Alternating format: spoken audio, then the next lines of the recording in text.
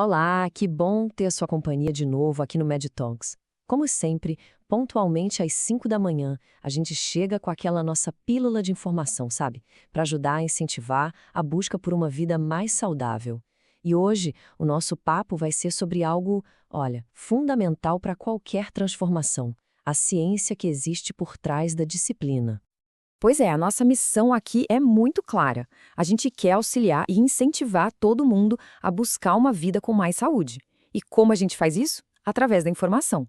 Porque, no fundo, a gente acredita de verdade que o conhecimento é o primeiro e talvez o mais importante passo para uma mudança que seja real e que dure, sabe? Vamos começar com uma pergunta que, olha, com certeza já passou pela cabeça de todo mundo. Por que será que é tão difícil manter os nossos objetivos no longo prazo?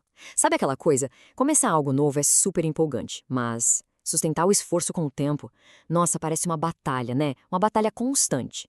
E a resposta, o que é mais interessante, não está na falta de caráter de ninguém, mas sim na forma como a gente aprendeu a entender o que é disciplina. Então, vamos mergulhar nisso. Para começar, a gente precisa desconstruir uma ideia bem antiga e que, na verdade, é bem prejudicial. Aquele mito da força de vontade, sabe? Como se fosse um dom ou uma falha moral. Por muito tempo, a história que contaram pra gente era essa: disciplina é uma questão de caráter. Ou a pessoa tem ou não tem. Ponto final. E essa visão, ela acaba gerando um ciclo terrível de culpa, de frustração, porque a gente acaba sentindo que o problema está na gente, né? Mas a ciência hoje conta uma história bem diferente. E aqui está a grande virada de chave, o ponto principal. A neurociência moderna mostra pra gente que disciplina não é algo que se tem, é algo que se treina. Pensa no músculo. É exatamente isso. Ela pode e deve ser fortalecida com a prática. E olha, isso é libertador, né? Porque de repente o poder da mudança volta para as nossas mãos. Ok, então para treinar essa habilidade, a gente precisa entender uma distinção que é crucial. Muita gente confunde disciplina com motivação. E é justamente aí que mora um dos maiores perigos para os nossos objetivos. Pensa assim, a motivação é aquela explosão de energia, sabe? O combustível emocional que faz a gente começar. É maravilhosa, mas ela acaba. É finita.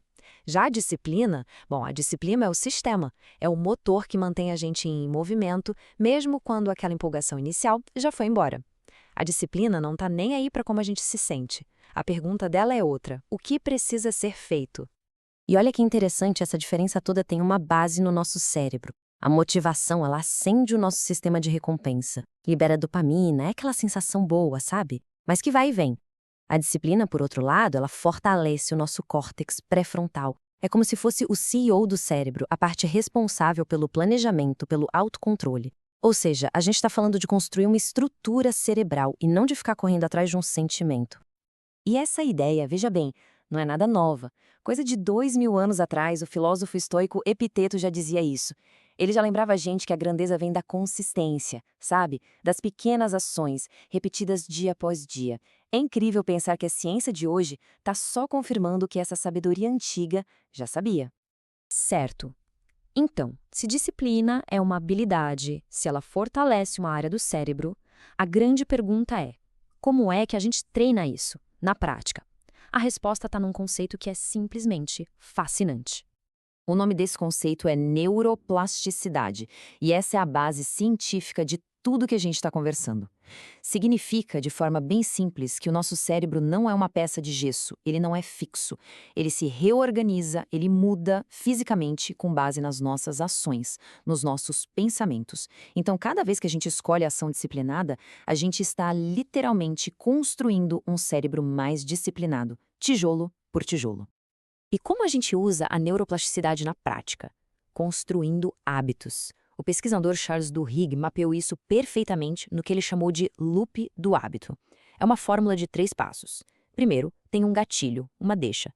Depois, vem a rotina, o comportamento em si. E, por fim, a recompensa. O grande segredo da disciplina é a gente desenhar esses loops de propósito para que os comportamentos que a gente quer se tornem automáticos e aí eles vão exigir cada vez menos esforço. Ok, a teoria é fantástica, mas e na prática? No dia a dia, como a gente aplica isso? Bom, a boa notícia é que a ciência não para na teoria.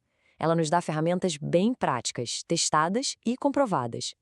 Uma das ferramentas mais poderosas que existem se chama WHOOP, é um acrônimo. W de wish, o desejo. O que a gente quer? O de outcome, o resultado. Qual o melhor resultado se a gente conseguir? E agora vem a parte genial. O segundo O é de obstacle, o obstáculo. Qual é o principal obstáculo interno que pode me impedir? E por fim, P de plan, o plano. Um plano do tipo se então, para lidar com aquele obstáculo. Isso é incrível porque prepara o nosso cérebro para a realidade e não só para a fantasia do sucesso.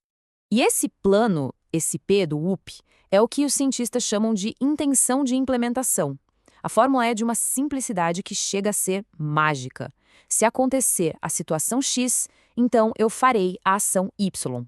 Em vez de um vago, vou treinar mais, a gente define se o relógio marcar 18 horas na terça-feira, então eu vou para a academia. O que isso faz? Cria um atalho no cérebro. A decisão já foi tomada, não tem mais espaço para cansaço ou dúvida na hora H. Agora a gente vai entrar num ponto que, olha, pode parecer que não faz sentido nenhum. É contraintuitivo, mas talvez seja a parte mais importante para a disciplina durar. A disciplina não é sobre ser duro com a gente mesmo. É exatamente o contrário. Pensa um pouco. A gente foi ensinado a acreditar que se criticar, ser duro, é o que motiva. Mas e se for justamente essa autocrítica que está sabotando tudo? Principalmente depois de uma falha. A ciência tem uma resposta para isso, e ela é surpreendente. A diferença química no cérebro é brutal. Quando a gente se critica, o cérebro entra em modo de ameaça, libera cortisol, o hormônio do estresse. E isso simplesmente desliga a parte do cérebro que a gente precisa para aprender e mudar. Já a autocompaixão faz o oposto. Ativa o sistema de cuidado, libera a ocitocina, que é o hormônio da conexão. Isso aumenta a resiliência, a vontade de levantar e tentar de novo. É a diferença entre um sargento gritando e um bom técnico incentivando. E com isso tudo, a gente chega na conclusão que é uma ideia que, olha, redefine tudo o que a gente pensava sobre disciplina. Ela não é uma prisão cheia de regras. Ela é a chave para a nossa verdadeira liberdade. O ponto todo é esse.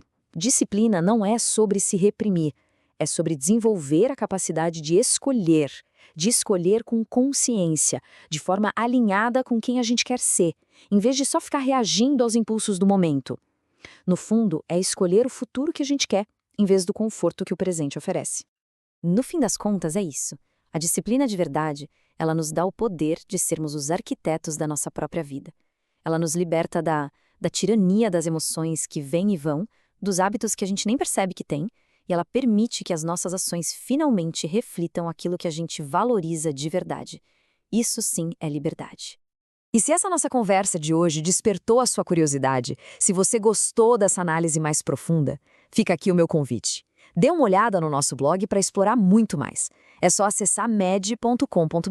Lá tem muito mais conteúdo para ajudar nessa busca por uma vida mais saudável e consciente.